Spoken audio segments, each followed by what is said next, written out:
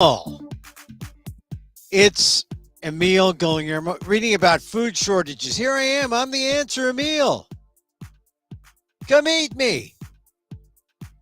How are you, everyone? Is it mealtime wherever you are? This is my takeout, Emil Muck's takeout, my takes on all things considerable. And there are a lot of things to consider today. It's me. If you're watching us on Twitter, at Emil Amok, Twitter, on YouTube, Emil Guillermo YouTube, my pathetic YouTube channel.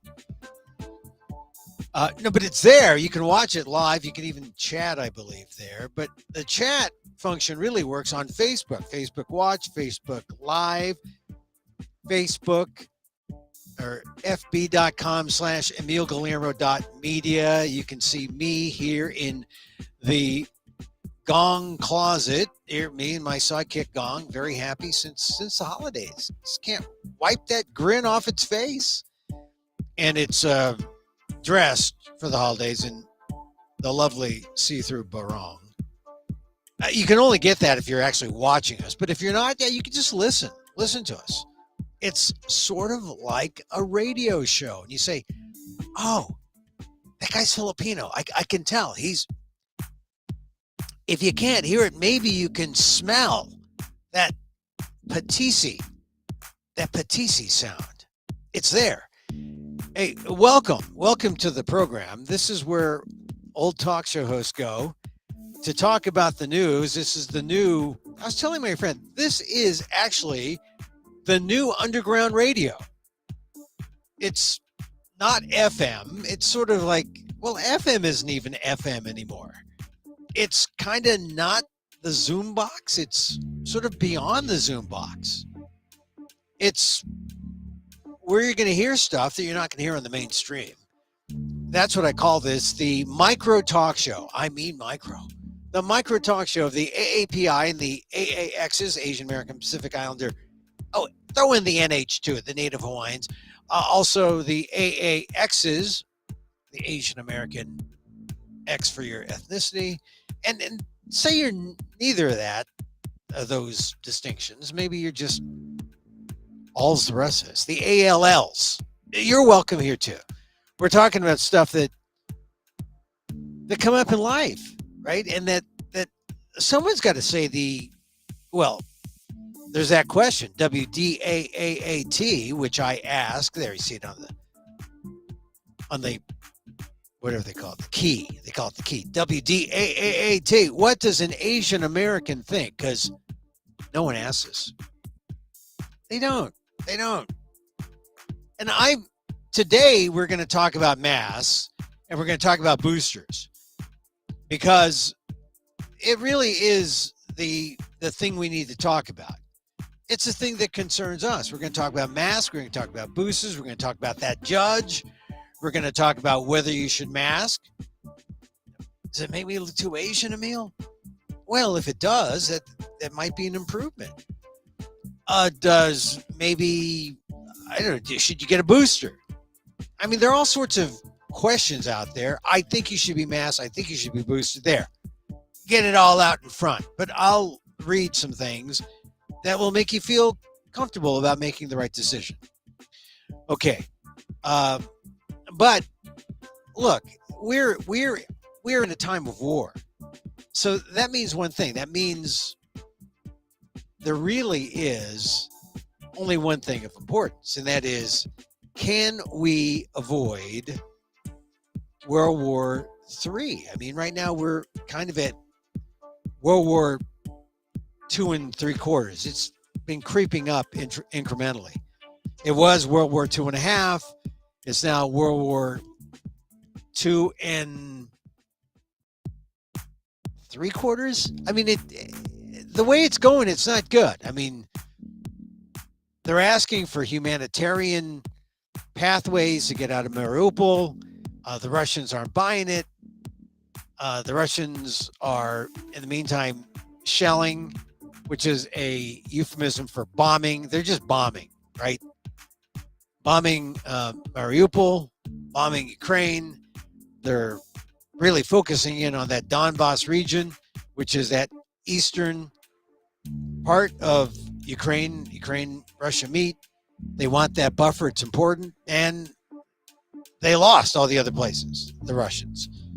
So they're consolidating. They're not letting up. The war is there. And today, it's taken a new turn when this message comes out, this news. Russian President Vladimir Putin said his country had successfully tested a new intercontinental ballistic missile, an ICBM, that could evade defenses and strike anywhere in the world.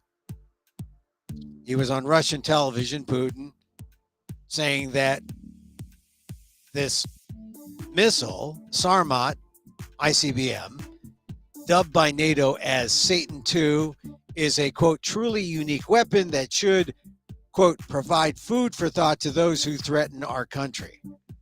So this is kind of beyond saber rattling. It is, because it's a huge saber, and he's threatening. Look, I'm not going to set off the bomb. I'm just going to set off this missile. I'm not going to do much more. Now we see, right? This is Russia's threat. They're never intended to send the bomb off or send off the missile and the bomb. They're just flexing their muscles, showing this is the capability. So we should take this seriously. All our attention should be on this. I mean, I know that what that means for people who are anxious, but quite frankly, this is the news of the world.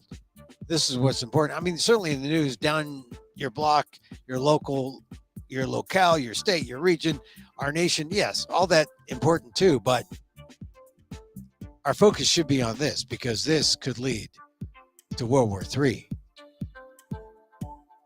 Putin announced this weapon in 2018, though the Lavrov, the other spokesperson for Russia, said, it's not quite ready, not quite ready but it's ready to scare the heck out of people. That's what it's doing. So I think it's time that, we should be increasingly concerned that Putin could initiate limited use of nuclear weapons means. I hope it's limited to just taking it out and shaking it and not actually deploying, because the message is clear. If you're not paying attention, you should. It's happening. And the American response has been more of the same, more sanctions, which is the peaceful way. But at some point, we can't go down this non-peaceful, peaceful path if it doesn't do anything to deter the actions of really, I mean, look, we're into day 55, I think, right? Not quite 60 days, in the 50s, high 50s. But we've already called Putin a monster, a crazed man, a irrational man. This is the problem with our current World War II and 3/4. How do you negotiate with a person who is irrational? This is why we should all be paying attention. And even if you feel okay, I'm just a lonely voice, or I'm just one person, I've got elected officials who are going to do my thinking, do my negotiating. Well, you should be paying attention, because we're nearing that critical stage. We got to be there. Here's some other updates. Ukrainian forces ignored a Russian deadline to surrender. Of course, they're not going to surrender. Russia's military is expected to overtake Mariupol in days.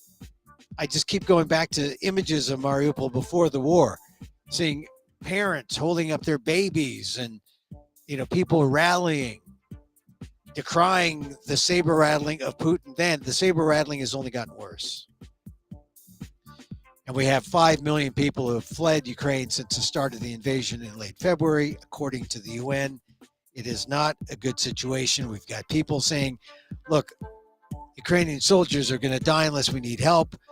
We're preparing $800 million of military aid to go to Ukraine now from the United States. The United States is, and one of the questions is about the humanitarian pathways that Ukraine wants open to let people free to get to safety. Russia won't do it because they say, hey, you don't trust me, I don't trust you. You're just going to arm up. Of course they're going to arm up. It's war. But this is the kind of logical illogic during war that we find ourselves in.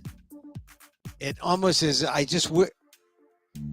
no matter what your religion, I just wish we were still in Easter weekend when we were just kind of in this weird state where are we spiritual? Are we praying? We're in war, but things seem more peaceful. And then as soon as it's over, we're just going to go right back into it. And we're into it. What with Russia setting off an ICBM today. That's not an ICBM. That's what I call a talk show transition tool. Okay, well. All right, so we talked about the big thing, which is the war. You can't get your attention off the war. It's there. But now you feel helpless. What can you do? Well, you just got to watch and see what the officials do on your behalf because we're in it. You can't be passive about this. You can't say, oh, I'm just watching from the sidelines. I'm not involved. You're involved. This is your world. This is your future. So the other big thing is this whole mask thing. Look, here's the thing. You have to be happy that at least I've not required a mask mandate for my Zoom shows here. No mask required here. Hopefully the prophylactic of Zoom is enough. And it is. It's enough for me. That's why I'm here. The prophylactic of Zoom is going to keep me from getting sick and getting COVID. But I do go out occasionally and I do mask up and I will continue. I will continue to mask up. I know that a lot of people are concerned. They're saying, hey, Emil, is it true I don't need a mask on the train or on the public train? Well, that's the rule. But I know there's some people who insist on being masked, and I'm with you. I insist on being masked. I think it's ridiculous that this whole thing has become political. It's been political from day one. And I think the real problem is we were fine until that judge ruled the other day. That judge was U.S. District Judge Catherine Kimball Mizell. She struck down the federal mask mandate for airplanes and other modes of public transportation on Monday, late Monday. Big ruling. The real ruling, the real impact isn't just on masks. It's just that, didn't she just deep six the CDC, the Centers for Disease Control and Prevention, aka the CDC AP? People forget that AP and prevention. They just go CDC. It's CDC, AP, and prevention. But now we got this judge who's really neutering all the letters of. She's even neutering the C, the D, and the C by this ruling, which says they don't have any authority. And she says they failed to follow the proper rulemaking procedures. Well, I don't know if that's true, but that's a judge's opinion. That's all it is. So, of course, you get one judge, a federal judge, and the airlines went ahead and said, okay, no mask. Get that. I was on a Zoom with a friend of mine who's in Florida, and she said she was there in Florida. They announced no mask, and everyone started cheering. This is the captain coming out in front of the crowd. I know that there are videos out there, people cheering. I'm one of those not cheering. I'm one of those who says, look, whatever I do with my mask is my damn business. And here's what I think is happening that I wish wasn't going to happen or isn't happening, but I know it is. You go in a situation and you're wearing your mask. And I assure you, there will be people staring you down, taking off their glasses, staring you down, saying, you're going to conform, you mask-wearing devil, you. They're going to do that. And you've got to stand up with your mask on, saying, you can't make me conform to your stupidity. That's what you got to do. It's really Care Bear stare turn. The Care Bear stare. With your mask on. Once again, I took my mask off. I thought I had it with me. But because I lifted the mask mandate, my in the closet mask mandate, I don't have it with me. But I'm telling you, this is what's going to happen. You're going to go into an office. You're going to go into a place. There's no mask mandate in effect.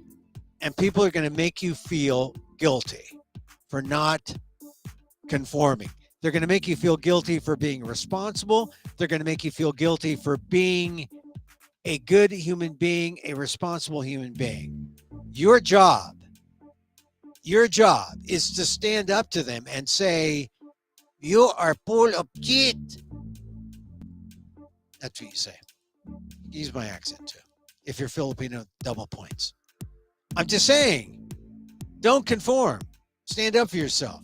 I know in my weaker days, I would have said, well, okay, it's okay to wear a mask. It's okay to wear a mask. Okay not to wear a mask? You're not wearing a mask. It's okay. Okay. This happened to me the other day. Strong guy, me. I was with a friend. Friend said, well, I'm not wearing a mask and I get tested all the time.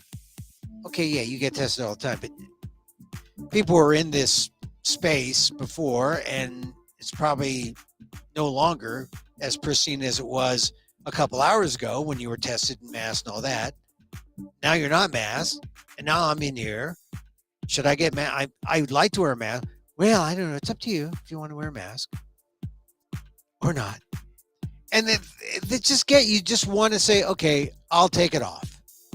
And that's when you get sick. I'm telling you, that's when it happens. Beware. Be strong. Stay masked. I mean, that really is the only way. Beware. Stay masked. I mean, if you believe in being masked, if that makes you feel safe, that's all it takes. Look, I've been fortunate. I've had some sniffles. But I have not had COVID. I take my vitamin C. I do take my vitamin D. I do a lot of things to make sure that I'm healthy. But I think when I'm in public, the mask has helped. So here's the thing about this judge who passed the ruling. Mizell, Catherine Kimball Mizell. She's a 2012 law school graduate. She's out of law school, 10 years? She, at age 33, was nominated last September to be judge, to sit in the district court for the Middle District of Florida. She was passed by the Senate 49-41. So you know, there are a number of people who didn't like her.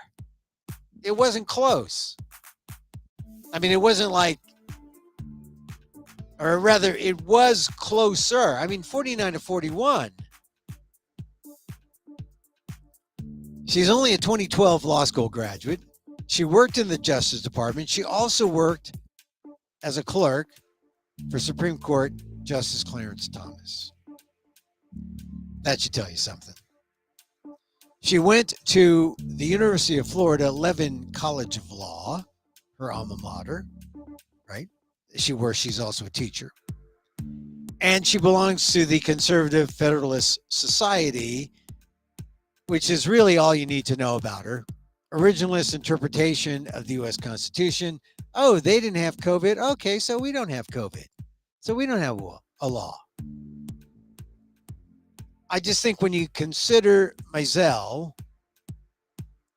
she has very little experience. 10 years is not much. The American Bar Association said she was not qualified for the position as judge because she had not been practicing law long enough. This was during her Senate confirmation last fall. This is the kind of person making a decision for the entire nation. I mean, I could see making a decision for Florida, all the little kooks out there.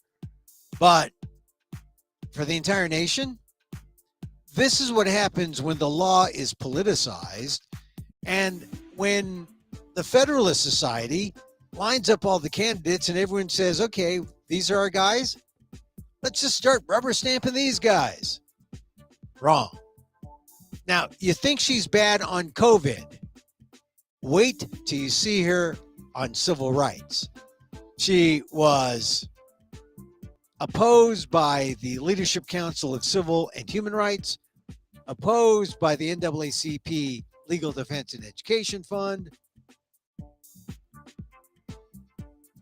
I think that maybe what you're seeing from Judge Mizell is really her first stab at making most of America unhappy.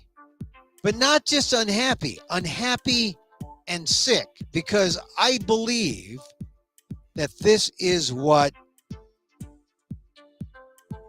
the reversal of the mask mandate, a federal mask mandate, means. I mean it. If the only way to fight it is to say, Judge Mizell's ruling is what it is, I don't have to obey it because I'm not a federal government entity. I don't need a mask mandate to wear a mask, to be safe, to wear a mask, to practice public health. You don't need the legal system to weigh in on public health. You need public health, those experts, to weigh in on public health. And for Mizell to rule that, CDC exceeded its authority. CDC didn't follow the proper rulemaking procedures. Well, let's see how many people die because of that bad ruling. You may think that's extreme because, Emil, some places have seen drops in case levels. Well, not all. Some cases in the Mideast, or the Northeast, rather. Some places we have instances where, the point is it's different from every state and locale and region. But I just question the judge's willingness to get away from caution and to give in to COVID fatigue, to give in to, I don't care anymore. I don't care. A friend dies of COVID, you'll care. If one of your relatives dies of COVID, you'll care. This isn't time to go politic on masks or on COVID. So, Judge Mizell, apparently the Justice Department may go in if the CDC decides that masks are needed. They may not stay your ruling, but they may just appeal. I think part of the problem is the country is fairly split. We're all tired, and we're fairly split on this. I mean, the Kaiser Family Foundation did a study. Pretty much evenly split, although people who tend to be vaccinated want to see extensions of mask mandates. People who are compromised because of age or because of comorbidities, they're likely to want to see extensions. I think all you anti-maskers and anti-vaxxers, you have just made me more vigilant for the mask. I'm wearing it just like you wear your holster and gun in those right to carry states. I have a right to carry my mask. I got a right to put it on. And I'm not going to let the kind of public bullying that you know is taking place, where people are going maskless and staring you down saying, oh yeah, you're wearing a mask? Yes, I am. I think that's just the way it's got to be. Now, a more delicate situation is, should you boost? Boost now, boost later. Do we want a fourth shot? Is a fourth shot worth it? Now, I talked to my wife. She's fairly savvy. She reads all this stuff. She reads the tests. She reads stuff about whether she get boosted. And I read generally about boosters. And the thinking is it wears off. So you want to get it when you might need it. So you get it at the apex, and then it is as it wanes. You get it when you need it. Like, I'm about to travel, so I'll get it now. Then as it wanes, I'm cool. If I just come back, stay home, don't do much traveling. But my wife is saying, look, even Moderna doesn't know. Even Moderna. And then she said something to me. She said, it sounds like they're making it up as they go along. Well, they're making it up as they get more information. That's a big difference between making it up as they go along, which sounds like they really are stupid. But they're not stupid. They're just fighting ignorance. They're just wading through, getting tests, getting more information so they can make an informed, well, not an informed choice, just so they can put out information and have a reasonably, informed position so that people like us, the public, can make an informed decision on what to do. But the Washington Post did a story today that kind of puts it all into perspective, because the bottom line is, if you're in a threatened group, if you're in a group that is, older, maybe boosting is good. I mean, here, this one Washington Post article released today, boost now, boost later, tricky calculation for fourth coronavirus shot. Joel Achenbach wrote it, good writer, along with Carolyn Johnson. And he talks about people in their mid-70s. They're eligible. They're going to fly to France later this year.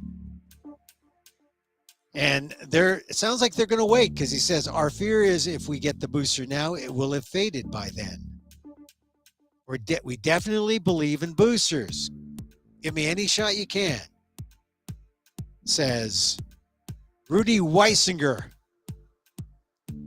of Washington State, trying to figure it out. And we're in this situation, right? We're all in that anecdotal lead. We're trying to figure out.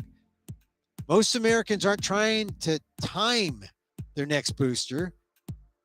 And many people in low-wage jobs in crowded multi-generational hospitals or households are far more exposed than the Weissingers are. But their uncertainty about a fourth shot reflects the widespread confusion about boosters. Who should get them and when and why?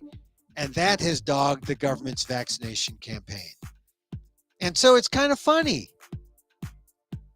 that it's not just give me the science. I want to know the science. That's one thing. But then comes the give me some consistency. Because if I'm hearing different things from different official sources, I'm going to be confused, and that confusion is going to hurt the effectiveness of whatever the government wants us to do as a healthy people, wants us to do as a society. This is where we get to the public health issues now. What do we do? I know what I want to do for me. If I'm going somewhere, I'm going to time it. I could time my vaccine, my 4th booster. But if I'm not, maybe I'll wait. So this is a problem. This is a problem now.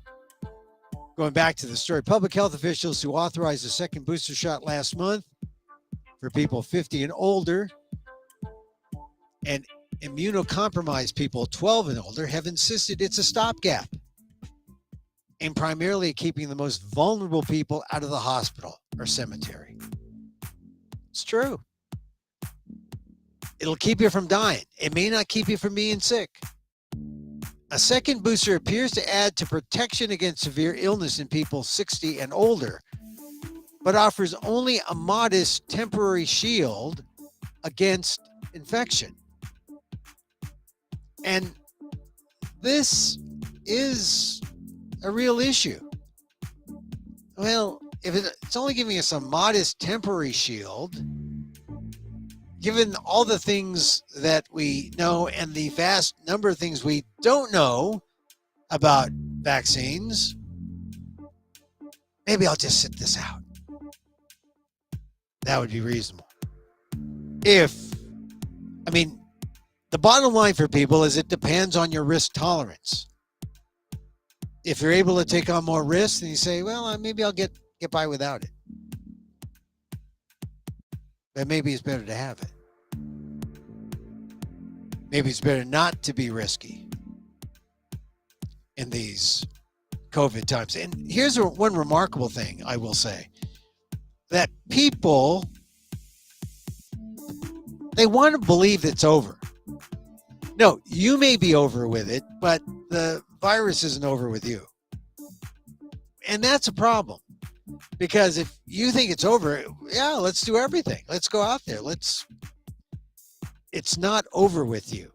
The virus is not over with you. That's why I guess that person I've just described is willing to take a great deal of risk, no matter how conservative that person is in real life. Look at the risk that person is willing to take. I've always noticed this. It's strange. The conservatives are more risk-taking. The quote-unquote liberals are less risk-averse. They're more risk-averse. Risk-averse. Yeah, they don't want to take risks, the liberals.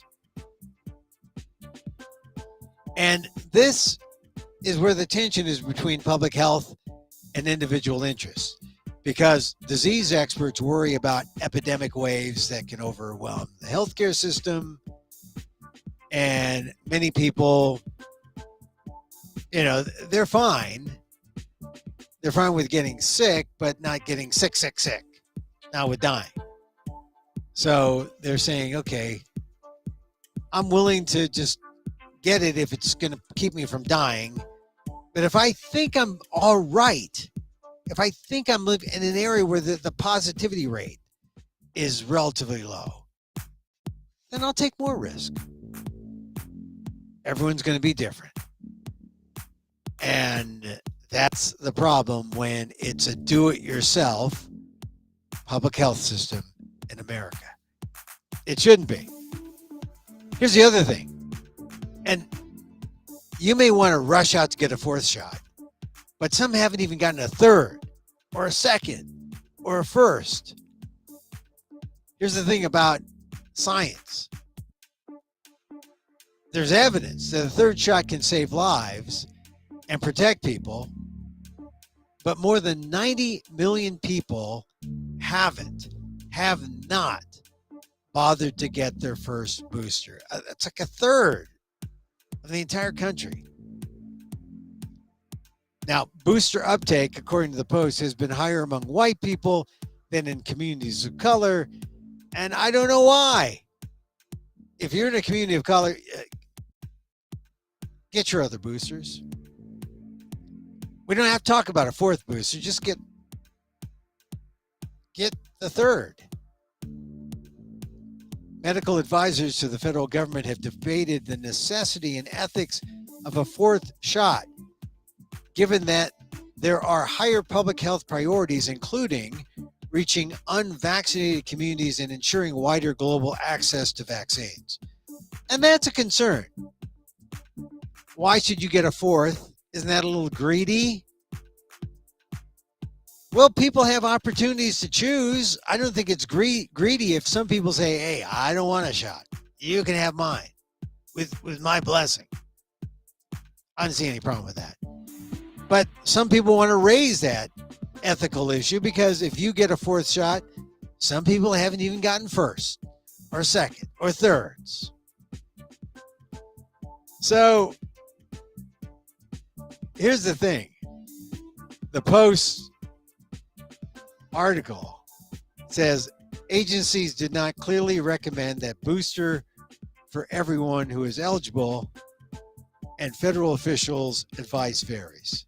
So by not saying, they only add to not necessarily the confusion, but to the, well, I guess until everyone knows or until everyone's saying the same thing, I guess we're cool without it, which isn't necessarily the case.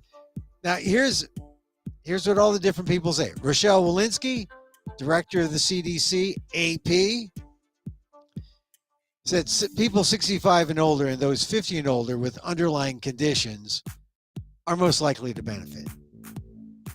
Well, yeah, they're the oldest ones. They're dying. They're getting sick. Kind of logical, right? Ashish Jha, the White House's COVID-19 response coordinator, told Fox News. So he was telling Republicans, he knew he was telling Republicans. He said the data were pretty compelling for people older than 60 to get a second booster. Pretty compelling. Look, Ashish Jha was at Harvard, then at Brown, now he's at the White House. COVID has been very good for his career. But when he says the data is pretty compelling, all right, that's kind of a plus on his part. And then Anthony Fauci, director of National Institute of Allergy and Infectious Diseases, said on MSNBC that people older than 50 should get a fourth shot. Older than 50, not just older than 60. So now more people should be getting it. Here's data from Israel, which offered fourth shots to people 60 and older during the Omicron surge. The data showed that the additional shot increases protection against severe illness and death compared with a third shot. Fourth shot, good. But again, infections, most of which are officially deemed mild, a fourth shot provided only a modest and brief increase in protection, peaking at 4 weeks after the booster dose and dropping back to the baseline after 8 weeks, which means your fourth shot could give you a good solid 8 weeks of protection, and that's it. It's not so bad to get that jab. I mean, it doesn't hurt that much. But I know some people are very concerned about that, and they're saying, maybe getting this fourth vaccine is a matter of vaccine timing. This is what Robert Wachter, chair of the Department of Medicine at UC San Francisco, said. He said, and this is in response to the fact that the protection against confirmed infection wanes quickly, like 2 months. Wachter says, I was shocked. I was shocked. He thought the additional protection against infection from the fourth shot would mirror that of the third, but instead it's shorter. If the fourth shot offers a relatively brief window of higher protection, he said, timing that booster according to plans, like a wedding, a family reunion, vacation, seems reasonable. But he says it's not an easy calculation. Quote, there's no perfect plan. You're weighing the risks, benefits, uncertainties, your own personal circumstance. Wachter said, I do this for a living and I get a headache when I try to think this through. Well, it's good. Some people are thinking about it. I'm telling you, at this point,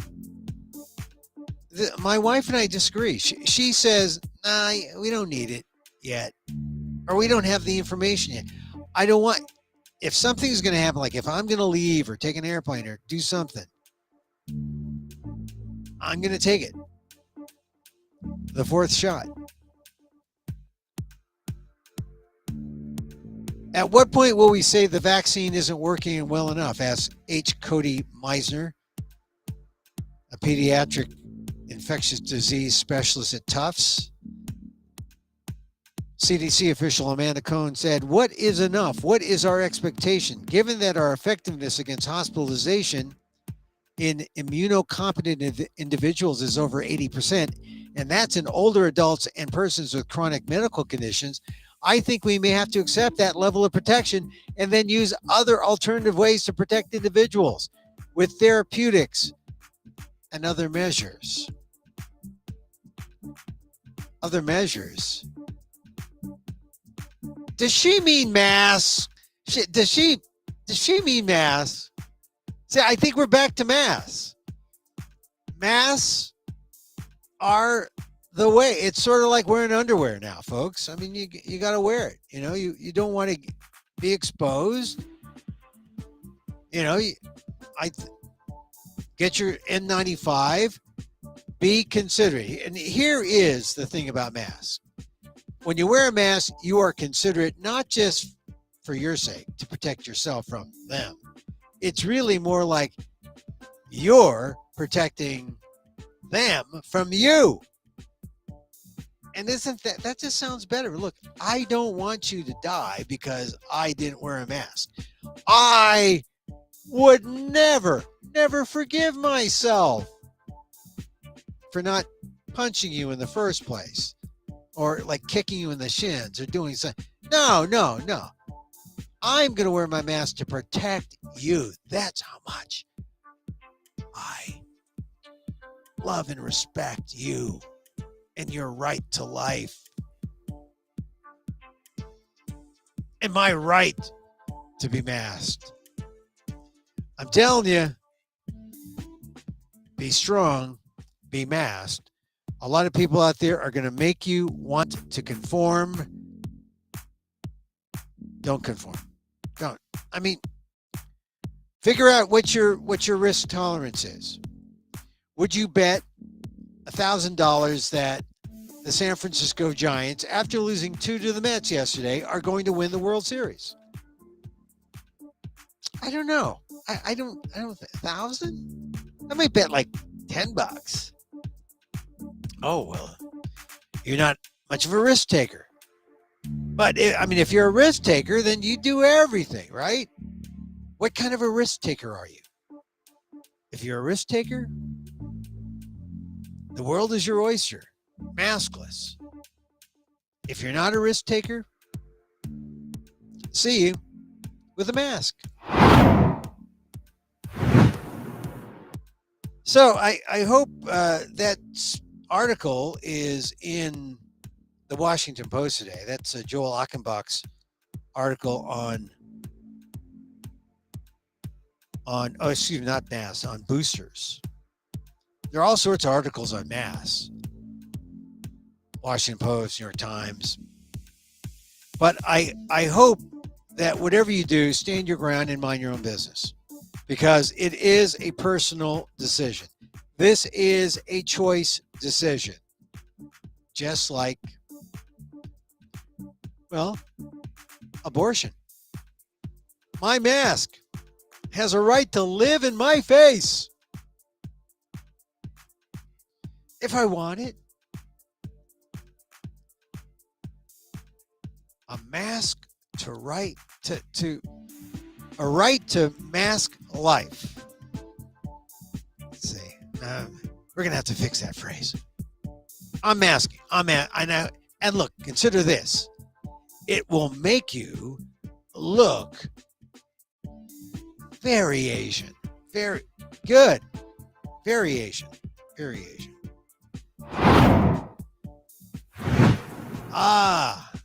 So we come to this point of the show, which is really why most people listen in, right? Because we do our loving kindness meditation here. And what is the loving kindness meditation? That's where we just understand why we're feeling bad or why something is wrong in our lives. Sometimes, you're not good enough. You don't feel like you're up to it. You don't feel like you belong. You don't feel like you're supposed to be here. Some people call it, I feel like an imposter. No, you're not an imposter. You belong. You belong. And when you feel that happen, know that it's shame. It's shame that you're feeling. And know that when you feel that shame, there's only one way to deal with it. And that is to blast shame with self-love. Self-love. It's take this hand here and put it here, take this hand here, put it here. It's just self-love. It works. I swear. Just understanding who you are. A sense of self-love gets you through the shame. It gets you through the shame. And so, as I feel for me, or as I wish for me, I wish for you. May you be safe. May you be happy. May you be healthy. And may you live with ease. Emil Guillermo here.